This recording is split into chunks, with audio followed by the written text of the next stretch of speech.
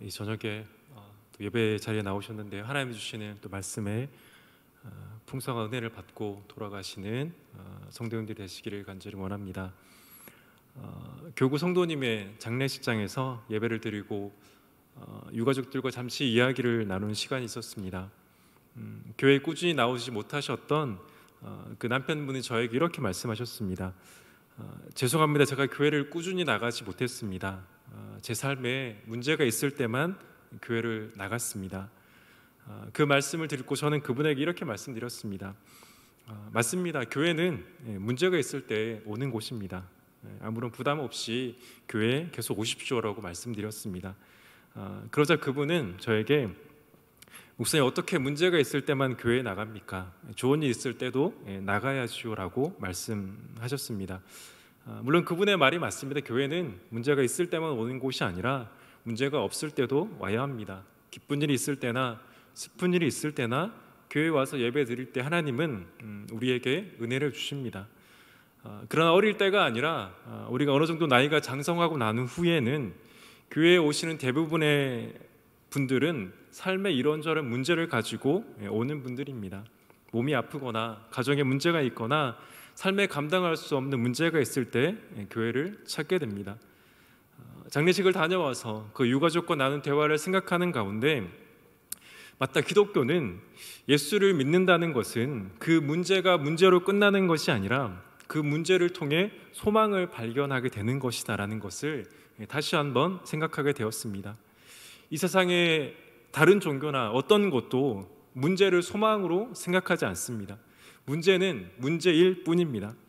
그러나 기독교는 다릅니다. 예수 그리스도를 믿는다는 것은 그 문제가 예수님 때문에 소망으로 바뀌는 것을 경험하는 것입니다. 우리 삶에 문제가 있다는 것 결코 기뻐할 일이 아닙니다. 그러나 그 문제를 통해 우리가 예수 그리스도를 만나게 된다면, 예수 그리스도로 나의 구주를 영접하게 된다면 그것은 더 이상 문제가 아니라 바로 소망으로 바뀌는 것입니다. 오늘 함께 읽고 살펴볼 마가복음에도 이러한 소망이 담겨 있습니다.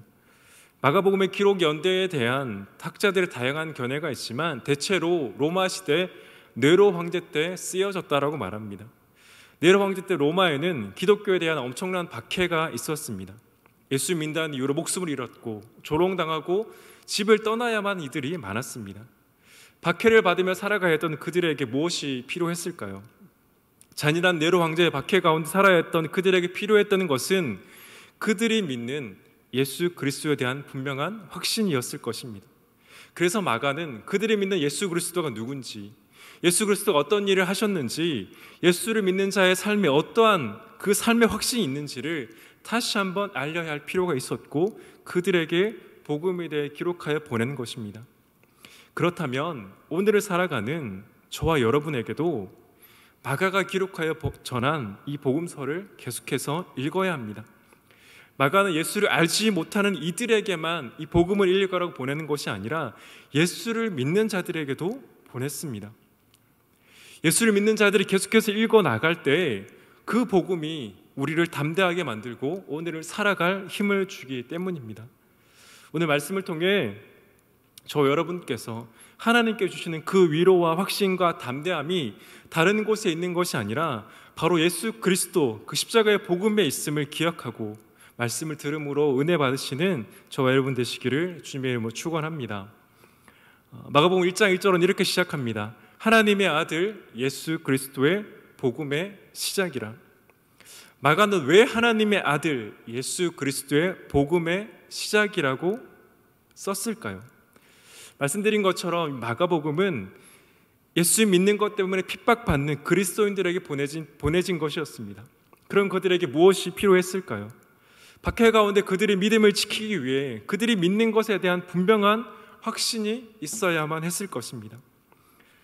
하나님을 알지 못하는 사람들은 예수를 위대한 성인들 중에 한 명이나 도덕적 스승이라고 말합니다. 그러나 하나님이라고는 말하지 않습니다. 그렇게 인정하기 싫어합니다. 이에 대해 C.S. 루이스라는 작가가 순전한 기독교라는 책에서 이렇게 말했습니다. 나는 예수를 위대한 도덕적 스승으로는 기꺼이 받아들이지만 자신이 하나님이라는 주장만큼은 받아들일 수 없다는 어리석기 짝이 없는 말을 그 누구도 못하게 하기 위해서입니다.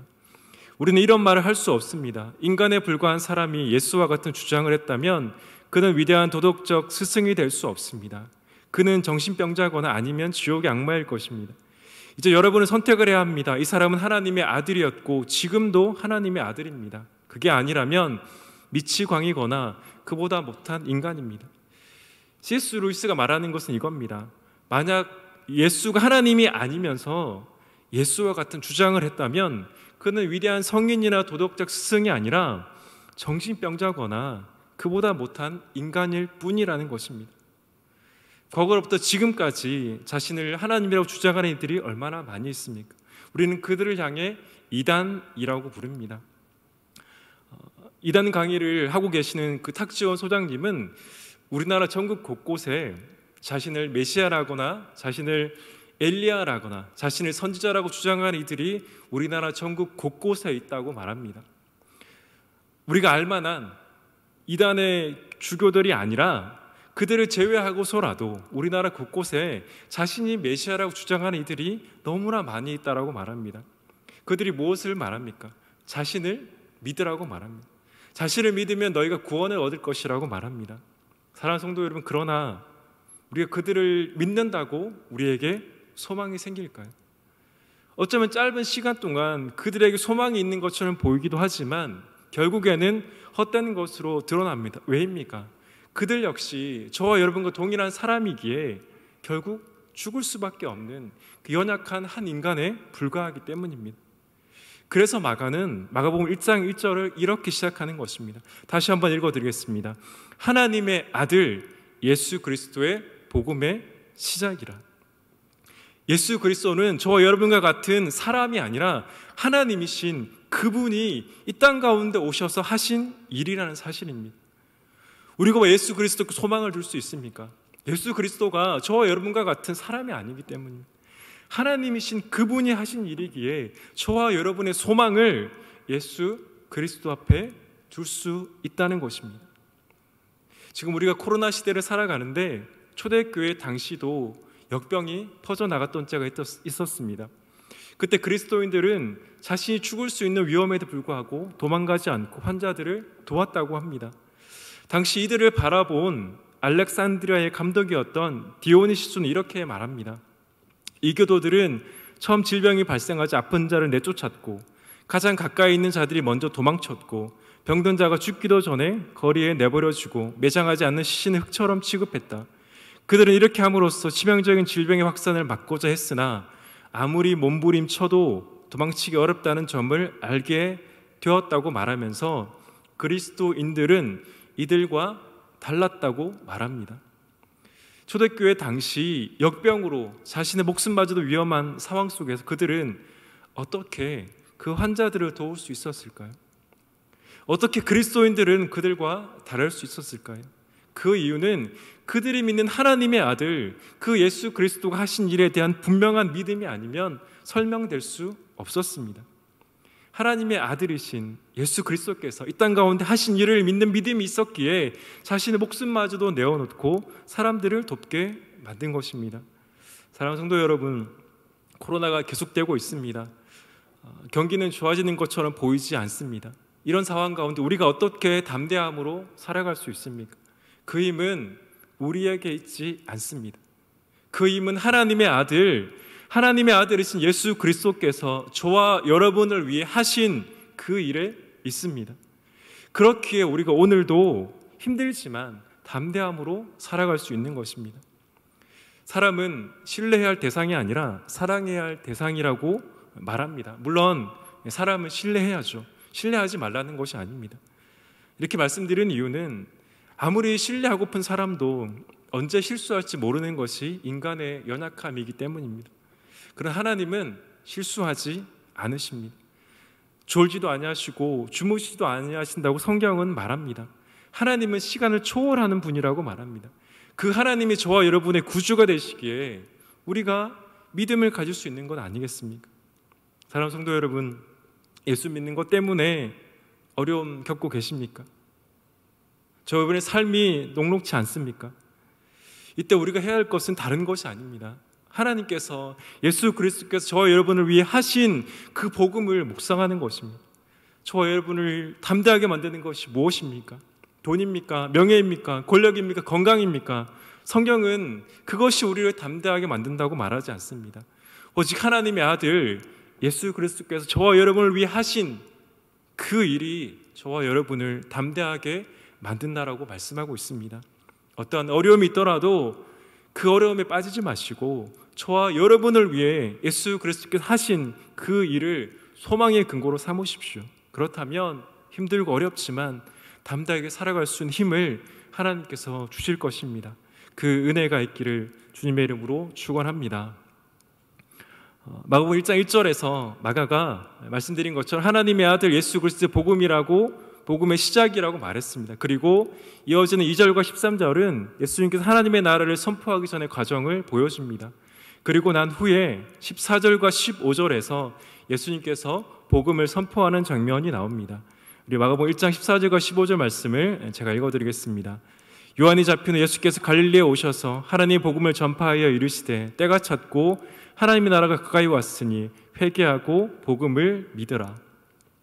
예수님의 때가 찼다, 하나님의 나라가 가까이 왔다, 회개하고 복음을 믿으라는 말씀은 아직 시간이 많이 남았으니 천천히 믿어도 된다라고 말하는 것이 아닙니다. 너희는 듣는 즉시 회개하고 복음을 믿으라는 예수님의 즉각적인 선포이자 명령입니다.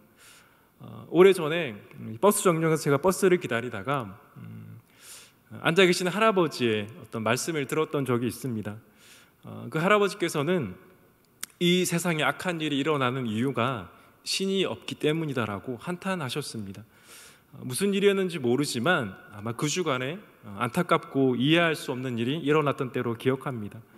그 할아버지는 만약 하나님이 살아계시다면, 신이 살아있다면 그 신은 악한 일들이 일어나는 것을 막으실 것이기 때문에 신은 없다라고 말씀하셨습니다. 하나님을 모르는 그 할아버지의 말씀도 일리가 있는 것처럼 보이기도 합니다. 그러나 성경은 무엇을 말합니까? 성경은 하나님은 살아계시고 나아가 하나님이 계시지 않아서 악한 일이 일어나는 것이 아니라고 말합니다. 도리어 하나님은 여전히 이 세상을 사랑하셔서 하나님을 알지 못하는 자들이 지금이라도 믿고 구원받기를 원하시고 기다리고 계신다라고 말합니다. 디모데전서 2장 4절은 이렇게 말합니다. 하나님은 모든 사람이 구원을 받으며 진리를 아는 데 이르기를 원하시느니라. 하나님이 지금 일어나는 악한 일들을 참지 않으신다면 어떤 일이 일어날까요?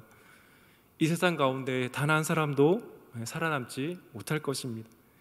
하나님 믿는 사람과 믿지 않는 사람이 함께 여전히 살아갈 수 있는 것은 하나님이 지금도 기다리고 계시기 때문입니다.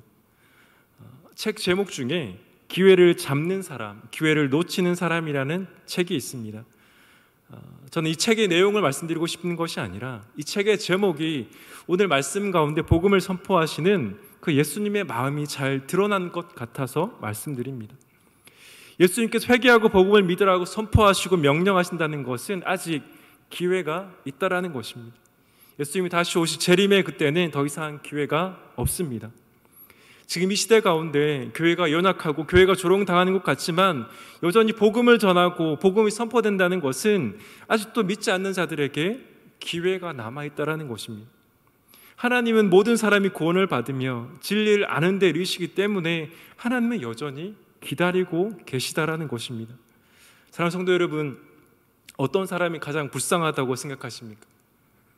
돈 없고 명예 없고 권력이 없는 자가 불쌍한 사람일까요?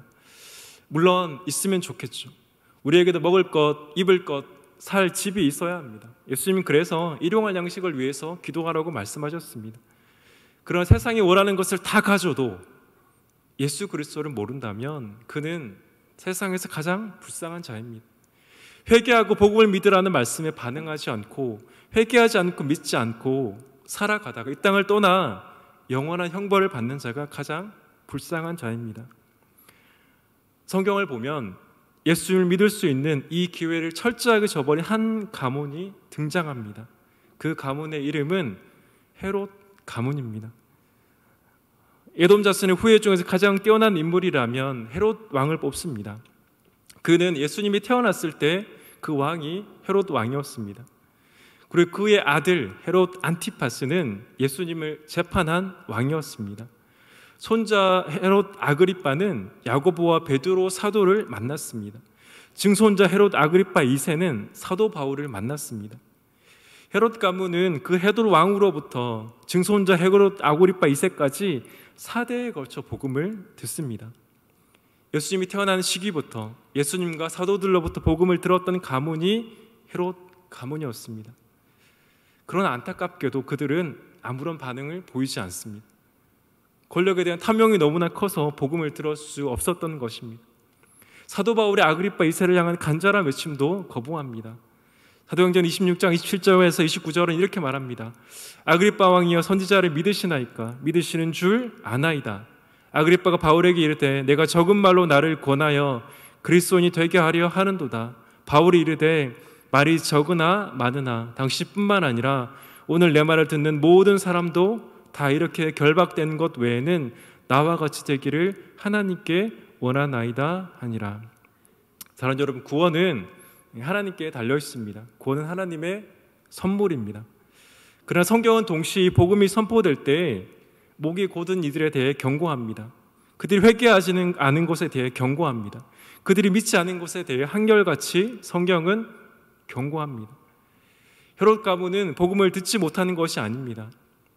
헤롯 가문만큼 4대에 걸쳐 복음을 들었던 가문은 성경에 없습니다. 그러나 그들은 거부했습니다. 한결같이 거부하다가 멸망당하고 말았습니다. 그들은 기회를 잡은 사람이 아니라 기회를 놓치는 사람이 되었습니다. 사랑하는 여러분, 저와 여러분은 기회를 잡은 사람들입니까? 그렇지 않으면 기회를 놓치는 사람들입니까? 우리는 하나님의 은혜로 구원받았기에 기회를 잡은 사람들입니다. 그렇다면 우리는 감사할 수밖에 없습니다.